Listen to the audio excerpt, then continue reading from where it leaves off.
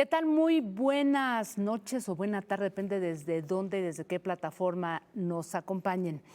Pues hoy estamos de manteles largos, muy contentas porque, como ha sucedido a lo largo de este año, pues dedicamos nuestro espacio a conversar con grandes pensadores, pensadoras de nuestro tiempo. Hoy el diálogo es con uno de los hombres que ha hecho de su oficio una trayectoria de culto. Maestro de por lo menos 40 generaciones de cineastas, mentor, fuente de inspiración de muchos críticos de cine, apreciado, honrado y sin duda controvertido por sus libérrimos análisis cinematográficos. Durante casi 60 años no ha hecho sino escribir y escribir sobre cine.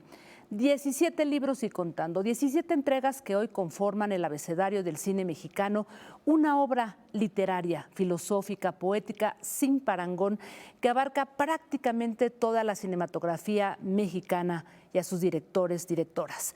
Hoy recibimos con enorme gusto y placer al maestro Jorge Ayala Blanco. ¿Cómo está, maestro? Bienvenido. Pues muchísimas gracias por haberme invitado y por interesarte en mis libros. No, pues al contrario, maestro, es un privilegio. Y bueno, aquí tengo estos dos libros justamente de los que vamos a hablar hoy, La orgánica del cine mexicano, La potencia del cine mexicano, 16ª y 17ª entrega pues, de este compendio que yo decía, el abecedario del cine mexicano. Y déjenme para poner en contexto que nuestro público pueda entender, pues hace 56, 58 años más o menos usted empezó con esta aventura. 1966 empieza usted a escribir justamente la aventura del cine mexicano, del que después se desprenderán pues estos 17 libros de los que justamente estamos hablando. Pero ayúdeme a que nuestro público comprenda por qué cada entrega de este abecedario tiene un título que corresponde a una letra del abecedario. El primero, como yo decía, la aventura del cine mexicano, después nos fuimos con la búsqueda del cine mexicano, la condición del cine mexicano, la disolvencia, la eficacia, la fugacidad, la grandeza, la herética, la ilusión, justeza, catarsis, lucidez, madurez, novedad, ñerez y hoy la potencia y la orgánica del cine mexicano. ¿Cómo ha elegido esos títulos, maestro? Bueno, al principio fueron totalmente al azar. Era revisar toda la época de oro del cine mexicano hasta el concurso de cine experimental del año 65. Esa fue la primera entrega. Y le puse la idea de la aventura del cine mexicano. Me pareció un título, digamos, pertinente. Y después la actualización, que fue el doble de grueso, le puse la búsqueda del cine mexicano, porque era un cine que de pronto dejó de ser solamente el cine que se hacía en la industria cinematográfica, empezó a haber un cine independiente, incluso un cine marginal, y daba la impresión de que precisamente después de 68 buscaba otros cauces, otras fuentes, otras inspiraciones del cine mexicano, otra temática. Entonces, me pareció que la búsqueda era la idea, que englobaba todo este, digamos, este movimiento al interior del cine mexicano. Y todo mundo me hacía el chiste de que, sí, la AB, y tu próximo libro va a ser la C porque va a ser la ABC del cine mexicano, jaja. Me pareció maravillosa la burla y la tomé en serio. Y el siguiente tomo se llamó La condición del cine mexicano. Todavía los títulos los ponía yo después de recopilar y organizar una época del cine mexicano. La disolvencia del cine mexicano se dio precisamente por la idea de que, como es un término totalmente cinematográfico, es la aparición y desaparición de dos vertientes, podríamos decir, del cine mexicano. Entonces, lo publiqué precisamente a principios de los años 90. Desde entonces empezó a evolucionar. Ha evolucionado muchísimo esta idea del abecedario. Y actualmente ya no son recopilaciones. Desde la y del cine mexicano, desde la ilusión del cine mexicano, ya no publico absolutamente nada de cine mexicano en los lugares donde yo publico, que finalmente son suplementos culturales. Sí, actualmente estoy en el suplemento del Universal, en el confabulario. ¿Sí? Así, Por supuesto, he estado en muchos lugares, pero actualmente la idea es acercarse al cine mexicano, pero ya recibiéndolo desde una perspectiva, desde un concepto que para mí es una especie de revelador. ¿Sí? así es. Ya desde la herética ya se planteaba esto, porque me interesaban solo las películas heréticas del cine mexicano, incluso revisar todo lo que se había hecho. Hacía una especie de alto en el camino. Después ya, a partir de la justeza, ya fueron títulos programáticos. Así es, maestro. Y justamente en estos títulos que nos entrega ahora, la potencia del cine mexicano. Aquí en una de sus páginas, en su prólogo, habla y define pues con gran precisión lo que significa la potencia, ¿no? Por su cualidad de sugerencia y la riqueza del término que proviene del latín, ¿no? Y que significa energía, facultad, fortaleza, fuerza, intensidad, poder, poderío, posibilidad y virtud. Y más adelante justamente usted dice que así pues la potencia del cine mexicano va por todo en el mejor momento prolífico y ubérrimo de su historia. Habla justamente de 176 películas de largometrajes producidas en el 2019, aunque no con todas, y usted lo señala muy claramente, no todas tienen ni la calidad ni la fuerza para ser comerciales. Si hay una gran potencia, entonces, ¿qué definiría este momento, esta época del cine mexicano, a pesar de su diversidad y de eso que usted dice, no todas cuentan con esa fuerza? Maestro. Yo creo que la pluralidad temática, la idea de que cada película es una aventura en sí misma, es un caso, las películas caso, ¿sí? Si estoy hablando, por ejemplo, en la potencia de películas para entendernos formidablemente, porque tú eres a la vez cineasta, documentalista, eres periodista, pero además docente de cine. Entonces nos podemos entender perfectamente, porque admiro mucho tu trabajo, sobre todo una película que utilizo mucho, que es Morir de en mis pie. clases, que es Morir de pie, ¿sí? Entonces, imagínate en una cinematografía donde puedes ver películas en un solo año, ¿sí? Las 100 películas que analizo por libro, y te encuentras con documentales como La historia negra del cine mexicano, Disparos, Niña sola, Torre por Torre, los atardeceres rojos, Vaquero de mediodía, eh, Familia de medianoche, Esa era Dunia, El sembrador. Es extraordinariamente rico, ¿sí? Como que no hay manera de englobar todo esto, ¿sí? Tienes que plantearte en cada película, casi diría, una especie de marco teórico distinto, ¿sí? O sea, para encontrar realmente la especificidad. A mí lo que me interesa es qué dice esta película que no dice ninguna otra. ¿Qué es lo que hace realmente original y qué es la aportación de cada película? Así sea el peor churro de la tierra. A mí me da exactamente lo mismo si son buenas, malas o pésimas las películas. Lo que me interesa es el caso que están representando, qué visión te dan la realidad y sobre todo la realidad imaginaria del propio cine mexicano. Así es, maestro. Y bueno, usted ha dicho en varias ocasiones que usted no juzga, no califica una película, simplemente desarrolla y pues pone, digamos que en análisis todo el corpus de la obra cinematográfica. Sin embargo, pues no somos ajenos a una cantidad de críticas, de cuestionamientos, pues que se han hecho justamente a sus críticas, ¿no? Pues tenemos ahí varios casos como las diferencias que hubo con varios cineastas, ¿no? Pero aquí lo interesante es que justamente usted hace todo un desarrollo magnífico, único, en cuanto a lo que significa esa película. Pero eso no lo exime de muchas críticas y pues de muchas confrontaciones, maestro, con varios cineastas. Más bien serían de época. Yo lo veo esto como herencia o diríamos una especie de extraña digamos, postura con respecto a mi trabajo que viene desde la época del echeverrismo, hace ya casi nada menos que 50 años, ¿sí?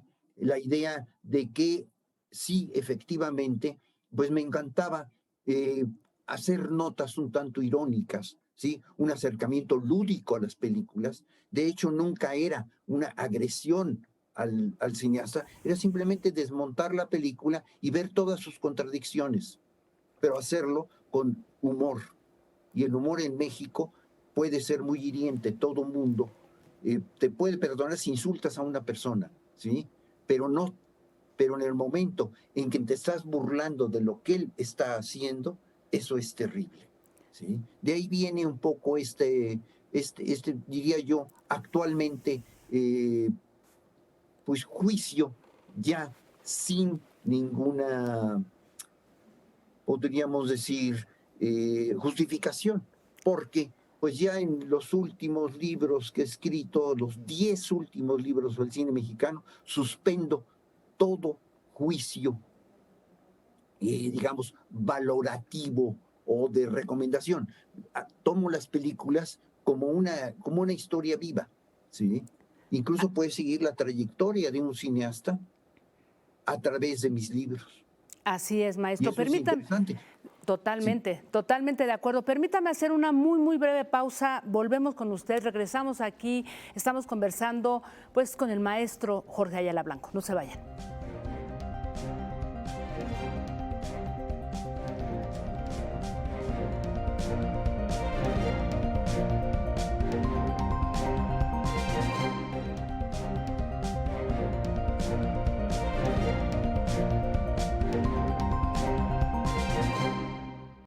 Continuamos en esta conversación con el pues maestro Jorge Ayala Blanco y estamos hablando de sus últimas 2 entregas sobre el abecedario del cine mexicano. Decano también de, pues antes el CUEC, ahora la ENAC. Maestro Ayala Blanco, gracias por continuar aquí con nosotros en Debate 22.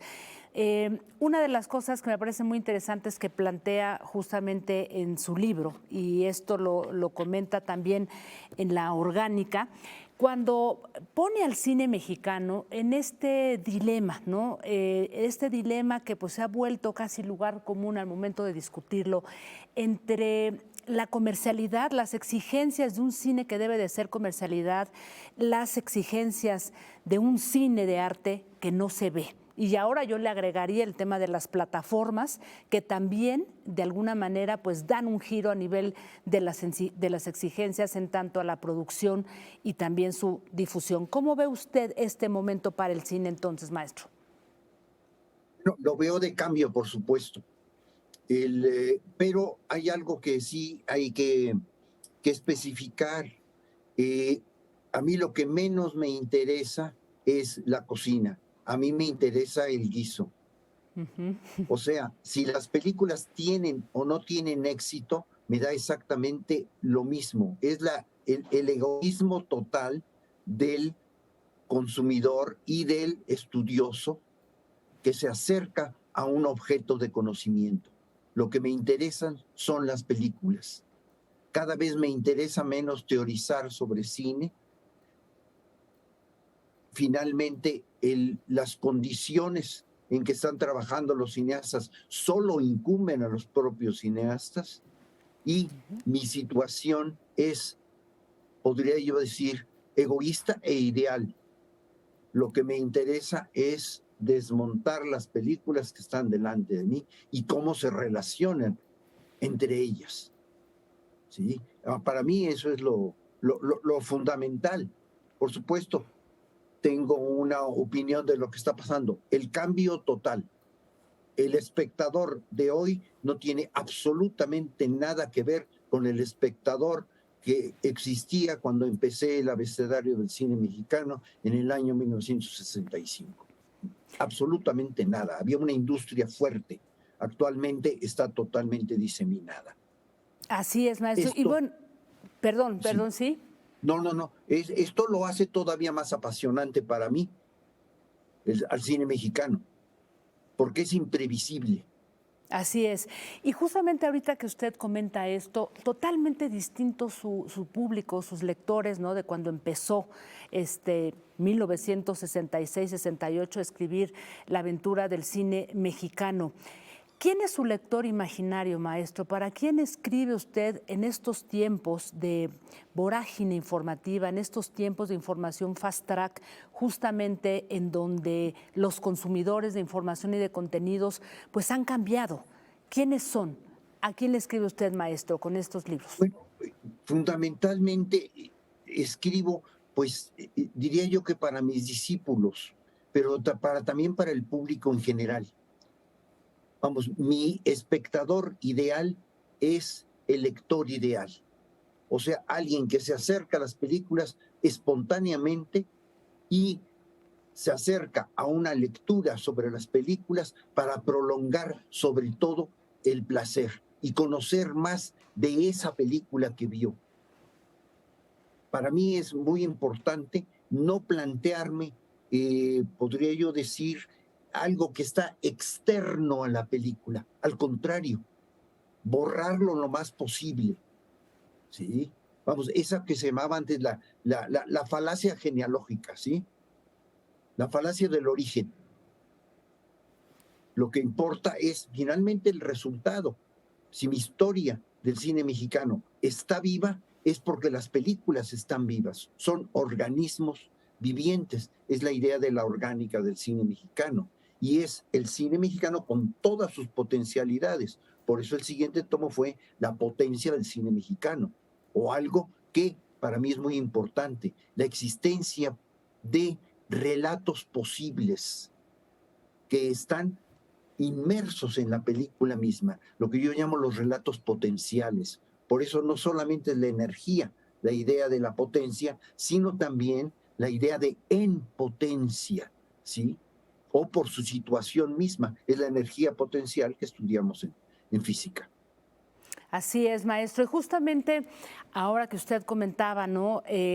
Digamos que todas las entregas que nos ha dado de manera paralela también en varios suplementos culturales, suplementos que, bueno, pues casi son prácticamente inexistentes, pero por ahí le escuchaba hablar en algún momento algo muy interesante y quisiera ver si eso también usted ve que ha cambiado. Decía que empezó a escribir en uno de los peores suplementos culturales del mundo, en Novedades, después de que habían corrido pues, al maestro Fernando Benítez, y usted se quedó a trabajar ahí, dice que contra toda su voluntad, porque en ese momento existía una mafia que dictaba, ¿no?, qué se debía decir, cuáles eran los gustos a seguir, cómo escribir. ¿Esto usted ve que ahora ha cambiado, maestro? ¿Esa mafia de la que usted habla se ha difuminado, se ha movido para otro lugar? ¿Es una mafia cultural? ¿De qué hablaba en ese momento? Bueno, había un grupo fuerte. Actualmente ya no hay ningún grupo. Eso es estupendo. Y siempre he escrito en suplementos culturales porque ahí encuentro una mayor libertad. Primero, la total libertad en el suplemento de Novedades, donde no tenía yo que servirle a nadie, funcionar para un grupo. Vamos, la famosa capillita, la idea de los elogios mutuos, ¿sí? Y cuando entré precisamente al suplemento de la mafia, que era el de la, la cultura en México de siempre, entré por invitación de José Emilio Pacheco, que era mi gran amigo, y me dijo, puedes hablar con toda la libertad de la tierra. ¿Sí? Claro, después de estar en ese lugar, pues hubo la salida, me tocó con la época ya de Carlos Monsiváis, y después entré al suplemento, a la sección de la sección cultural del Financiero con Víctor Roura. Y ahí me encontré con que sí podía yo hablar más del cine mexicano porque tenía dos secciones. Una los lunes, que era Cine Lunes Exquisito, y solo hablaba de películas extranjeras, de películas de arte, y después, los miércoles, escribía yo una sección que se llamaba Cine Miércoles Popular, donde hablaba yo, ahora sí, de todas las películas comerciales, vamos, de Sayas y El Caballo Rojas para arriba, ¿sí? Así O es. sea, era como una especie de relectura y redescubrimiento del cine mexicano. Para mí fue una cosa muy, muy placentera y creo que también para los lectores, porque nadie hablaba en serio de esas películas. De hecho, todavía yo me encuentro con que hay incluso la total libertad para escribir en las redes sociales, en Internet, y sin embargo no encuentro análisis de películas que para mí son fundamentales, por ejemplo, como No se mata la verdad, ¿sí? Así es, O maestro. Santorum. Déjenme hacer ya una muy breve pausa para regresar con usted, hacerle una última pregunta y seguir conversando sobre el abecedario del cine mexicano. Volvemos aquí a Debate 22, no se vayan.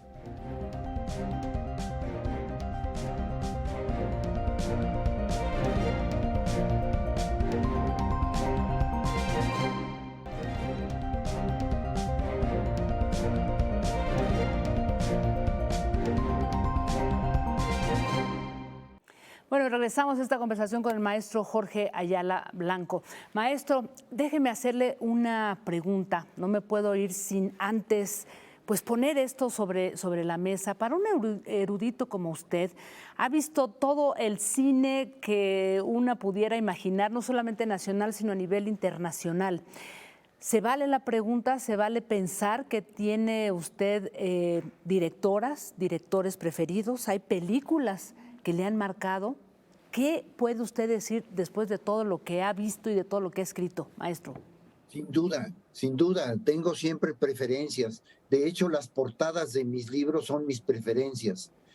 Por ejemplo, en la orgánica del cine mexicano pude haber puesto pues una cantidad enorme de películas que me gustaban, ¿sí?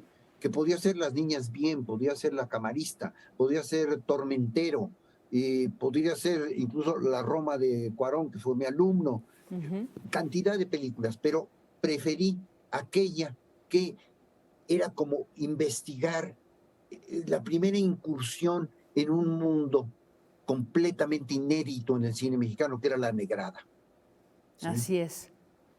Y en el caso de La Potencia del Cine Mexicano, también editado actualmente por la universidad, como toda la serie que se está recuperando del abecedario completo, tenía yo otra vez una cantidad enorme de películas, ¿sí? Y pues a cuál le di preferencia a La Paloma y el Lobo de Carlos Lenin, que es una película sobre la época actual en México, vamos, la parte más dura, la parte de la violencia, ¿sí? El crimen organizado, lo que conocemos, pero desde el punto de vista de los efectos, podríamos decir, de comportamiento mentales, conductuales de una pareja, ¿sí? Eso me pareció espléndido, además, aparte de que era una película que tenía un vuelo poético, era una película lírica y al mismo tiempo era extraordinariamente dura y muy vivencial, ¿sí? Entonces, para mí era la película que merecía estar en la portada. Sí, tengo, por supuesto, preferencias entre las películas que analizo. Así es, maestro. Por último, antes de despedirnos, viene después la Q, o sea, bueno, tenemos la orgánica, la potencia, y entiendo que ya está, pues prácticamente cocinándose esta 18ª entrega del abecedario del cine mexicano. ¿Cuál será el nombre? ¿La quintesencia del Bueno, cine mexicano? ¿Cuál será? precisamente, bueno, eso es precisamente lo que nunca hago. Siempre dejo en suspenso, es una especie de juego con el lector, cuál es el término que elegí como revelador de toda una época. En este caso va a ser todo el cine que se estrenó en México que pude ver en el confinamiento total, ¿sí? Es la Q del cine mexicano. De hecho, ya está entregado a la universidad, ya está